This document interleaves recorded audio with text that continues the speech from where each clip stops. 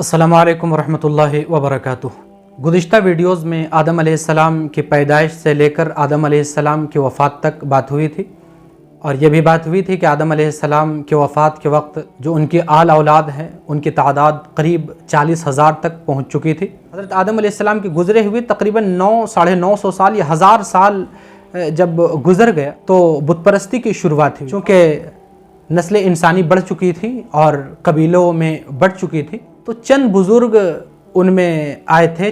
किसी कबीले में चंद बुज़ुर्ग आए थे जिसका तज़किरा कुरान मजीद में है।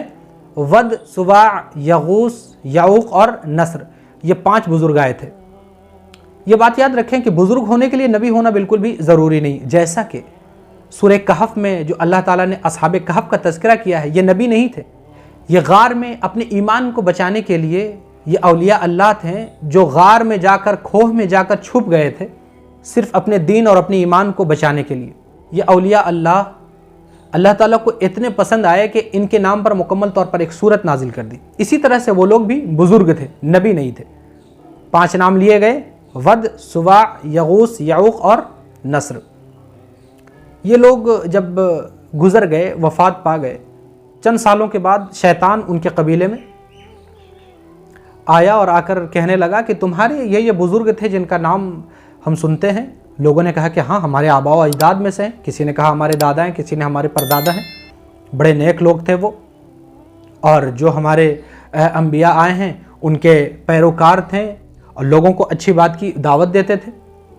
कहा कि ऐसा क्यों ना हो कि उनकी तस्वीर बना दी जाए तो उनको तुम देख करके उनकी याद ताज़ा करते रहो।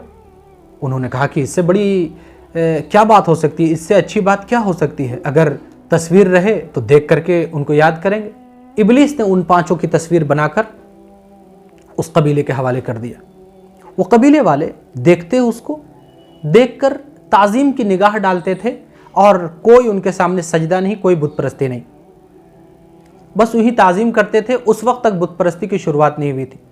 जब वो पीढ़ी ख़त्म हो गई जो ताज़ीम की निगाह से उनको देखते और याद ताज़ा करते, जब वो पीढ़ी ख़त्म हो गई तो दूसरी जो नस्ल आई, दूसरी जो पीढ़ी आई है, शैतान ने उनको ये वरगलाते हुए कहा कि इसको, जो तुम्हारे ये बुज़ुर्ग थे, इनकी लोग ताज़ीम किया करते थे तुमसे पहले, इनके सामने झुका करते थे, तो ऐसा क्यों ना हो कि इनको एक ढांचे की शक्ल में मिट्टी की या किसी और चीज़ की बना दी जाए। उन लोगों ने कहा कि इससे बड़ा खैरख्वाह कौन है कि जो हमारे आबा व अजदाद से इतनी मोहब्बत कर रहा है और हमारे सामने उनके याद ताज़ा करने के लिए उनके मूर्ति की शक्ल में मिट्टी से बनाने चाह रहा है और कह रहा है। उन लोगों ने इजाज़त दी और एहसानमंद हुए, सब एहसान मानने लगे। इब्लीस को यही मौका चाहिए था बुत परस्ती की शुरुआत के लिए। उसने बाज़ाफ्ता तौर पर मूर्ति की शक्ल में बनाकर उनके घरों में रख दिया या उनके हवाले कर दिया। लोग उनको देखते, उनके सामने सर झुकाते। तीसरी पीढ़ी जो आई उनको ये बहकाकर कि तुम्हारे जो 2 पीढ़ी ऊपर जो गुजरे हैं या तुमसे पहले जो लोग हैं, इनके सामने झुकते थे, सजदा किया करते थे इनकी ताज़ीम के लिए।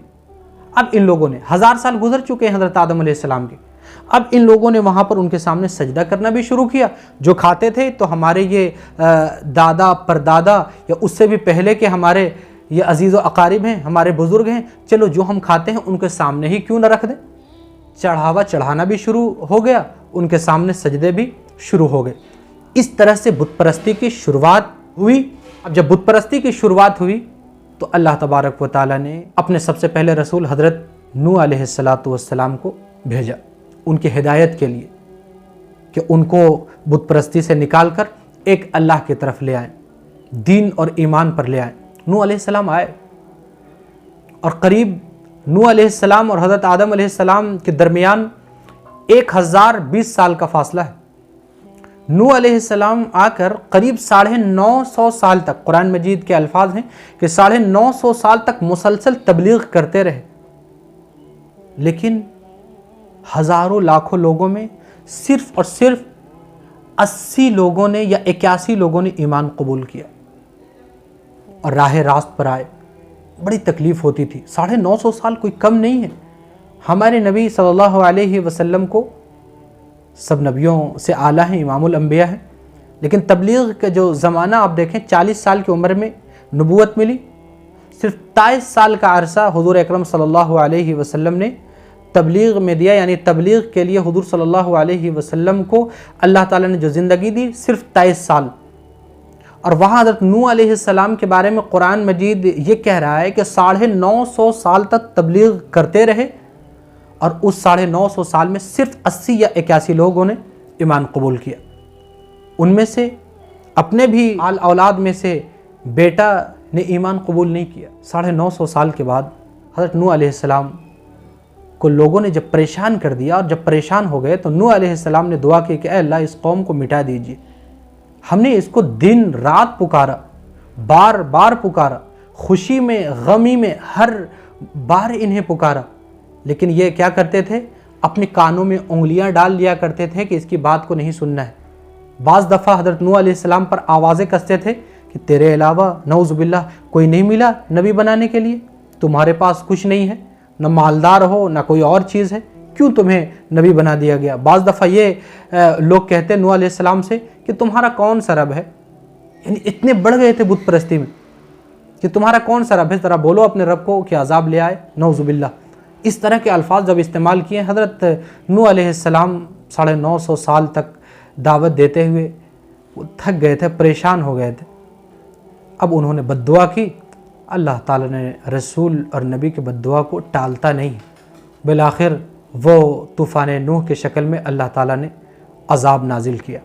حضرت نوح علیہ السلام سے اللہ تعالیٰ نے کہا کہ آپ کشتی بنائیے، کشتی بنائی گئی۔ اس کشتی کے سلسلے میں روایت خاموش ہے کہ کتنی لمبی اور کتنی چوڑی تھی، لیکن بائبل کی روایت میں یہ بات ملی کہ اس کشتی کی لمبائی کے سلسلے میں بائبل میں یہ مذکور ہے کہ 300 ہاتھ لمبی، 50 ہاتھ چوڑی اور 30 ہاتھ اونچی وہ کشتی بنائی گئی۔ یہ کتنی بڑی کشتی تھی، یہ بائبل میں یہ مذکور ہے، اور روایتیں اس کے بارے میں خاموش ہے۔ اب یہ کشتی جب حضرت نوح علیہ السلام نے جب بنائی تو اللہ تعالیٰ نے کہا کہ جو لوگ ایمان والے ہیں ان کو اس کے اوپر سوار کیجئے، اور ہر وہ جانور جو حلال ہیں اور انسان کے ضرورت کے لیے جو جانور ہیں جن سے انسان کی ضروریات پوری ہوتی ہیں، ہل چلانے کے لیے یا اور سامان کو، مال و سامان کو ادھر ادھر لے جانے کے لیے، ان کو آپ اس کشتی کے اوپر سوار کیجئے۔ اس کے بعد پھر اللہ تبارک و تعالی نے زمین کو حکم دیا اور آسمان کو حکم دیا، زمین سے پانی ابلا، آسمان سے پانی برسا، اور مسلسل طور پر اس میں مذکور ہے کہ مسلسل 40 دن اور 40 رات تک بارش ہوتی رہی۔ اب 40 دن اور 40 رات تک جو بارش ہوتی رہی تو کشتی کے علاوہ تمام کے تمام لوگ تہس نہس ہو گئے، ہر چیز ختم ہو گئی۔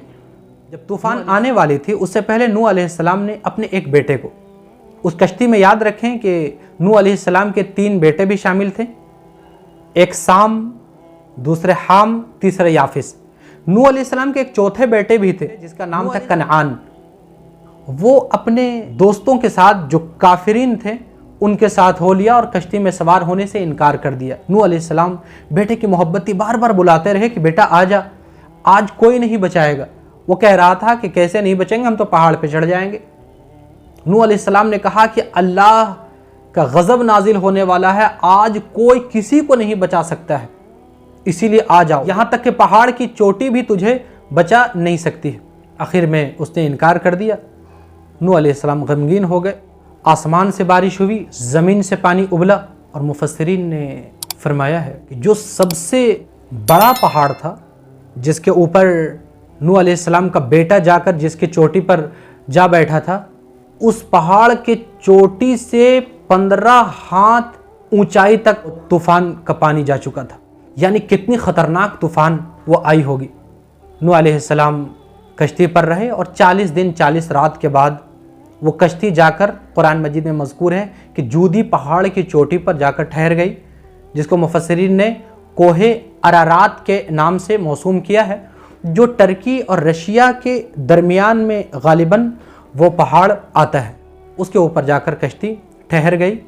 उसके बाद फिर वहाँ से नूह अलैहिस्सलाम और उनके आल औलाद सब बाहर आए और आने के बाद फिर ज़िंदगी की शुरुआत हुई। इसीलिए नूह अलैहिस्सलाम को आदम सानी कहा जाता है कि तमाम लोग मिट चुके थे उन 80 लोगों के अलावा। उसके बाद फिर नस्ल इंसानी की शुरुआत नूह अलैहिस्सलाम के 3 बेटे साम, हाम और याफिस से चली।